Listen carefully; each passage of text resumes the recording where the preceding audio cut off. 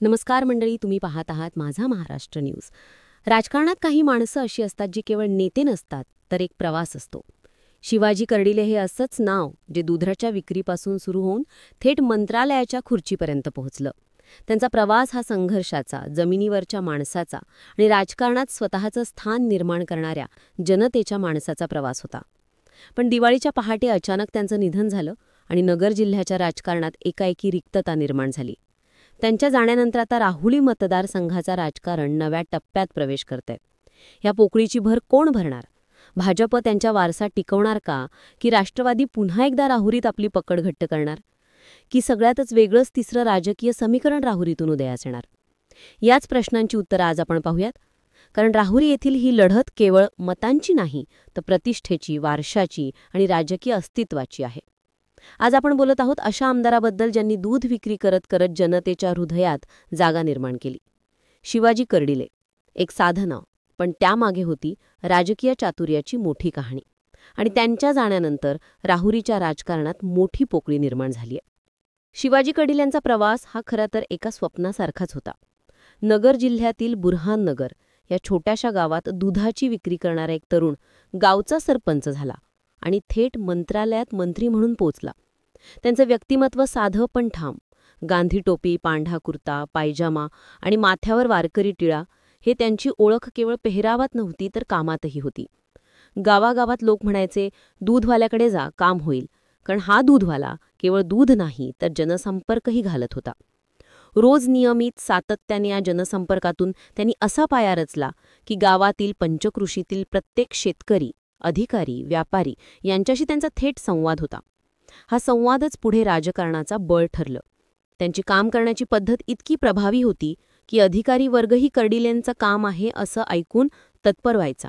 त्यांच्या घरात रोज सकाळी सुरू होणारा जनता दरबार म्हणजे एखाद्या सरकारी कार्यालयासारखाच होता. कार्यकर्ते, ग्रामस्थ, शेतकरी आपली कामं घेऊन यायचे आणि त्यातून उपाय निघायचाच. 1995 मध्ये त्यांनी अपक्ष म्हणून उमेदवारी दाखल केली आणि पहिल्याच प्रयत्नात विजय मिळवला.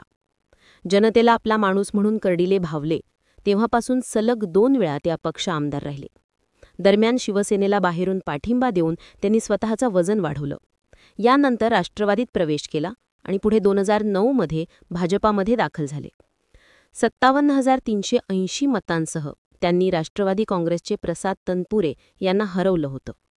त्यांना 2009 मध्ये 49,477 मतं मिळाली होती. तसं पाहिल्यास 1980 ते 1999 दरम्यान प्रसाद तनपुरे या क्षेत्रातून 5 वेळा निवडून जिंकले आहेत. त्यामध्ये 4 वेळा काँग्रेसच्या तिकिटावर आणि 1 वेळा स्वतंत्र उमेदवार म्हणून त्यांनी विजय मिळवला होता. पण कर्डिलेन यांनी त्यांचं वर्चस्व मोडीत काढलं. पक्षांमधील फेरबदल असूनही जनतेतलं त्यांचं स्थान कायम राहिलं. कारण त्यांचा ब्रँड होता काम करणारा आमदार. 2014च्या विधानसभा निवडणुकीत शिवाजी कर्डिलेन यांनी भाजपाकडून 91,454 मतांसह विजय मिळवला. दुसऱ्या स्थानी डॉक्टर उषा तनपुरे होत्या.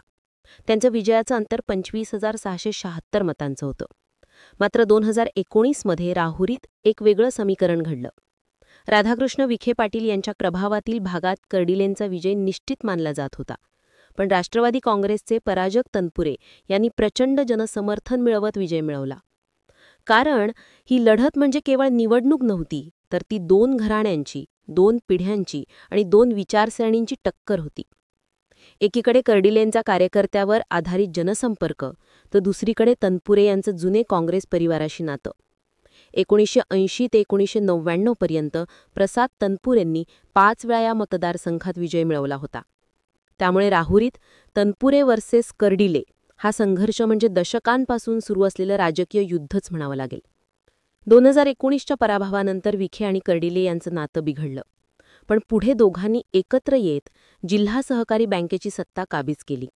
राधाकृष्ण विखेंनी कर्डिले यांना जिल्हा बँकेच्या अध्यक्षपदी बसवलं आणि याच वेळी त्यांनी पुन्हा एकदा राजकीय पुनरागमनाची तयारी सुरू केली होती.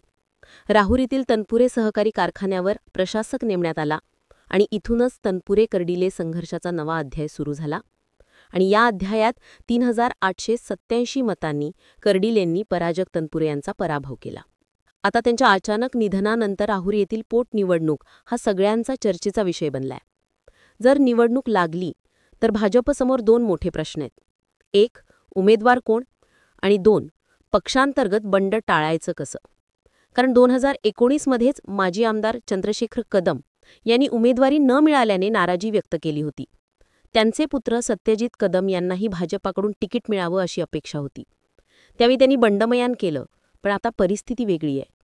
जर भाजपाने कर्डिलेंच्या कुटुंबातील कोणाला तरी उमेदवारी दिली तर कदम पितापुत्र नाराज होऊ शकतात आणि याच नाराजीचा फायदा राष्ट्रवादी काँग्रेस घेऊ शकते. किंबहुना शिवाजी कर्डिले यांचा संपूर्ण परिवार राजकारणात सक्रिय आहे. त्यांचे जावई संग्राम जगताप हे आमदार आहेत आणि दोन्ही मुली माजी नगरसेविका. म्हणून भाजपाने जर सहानुभूतीचं राजकारण खेळलं तर कुटुंबातील कोणाला उमेदवार बनवायचं ही त्यांच्या विजयाची शक्यता वाढवू शकते. पण जर हे समीकरण बिघडलं तर राहुरीचा गड भाजपसाठी धोक्याचा ठरू शकतो.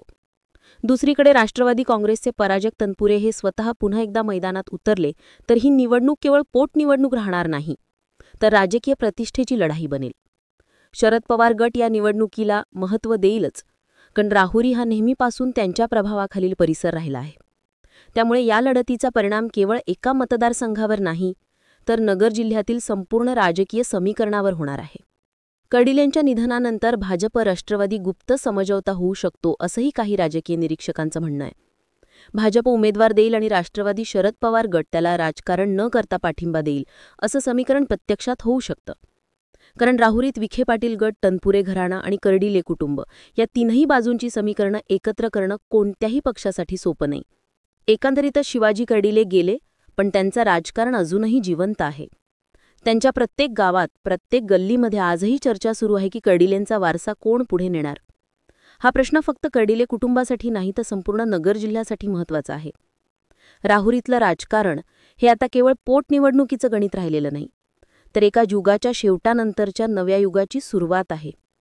कोण पुढे येतं, कोण मागे राहतं, कोण हात मिळवणी करतं हे ठरवणारं हे राहुरीचं रणांगण महाराष्ट्राच्या पुढच्या राजकारणाला दिशा देईल. तुम्हाला काय वाटतं? राहुरीमध्ये पोटनिवडणूक लागणार का, की शरद पवार गट माघार घेऊन भाजपाच्या उमेदवाराला पाठिंबा देणार? कमेंटमधून नक्की सांगा. बाकी राजकारणाचा आखाड्यात आपली नजर कायम असणारच आहे, तेव्हा कुठेही जाऊ नका. पाहत रहा माझा महाराष्ट्र न्यूज. या चॅनलला सबस्क्राईब करा. धन्यवाद.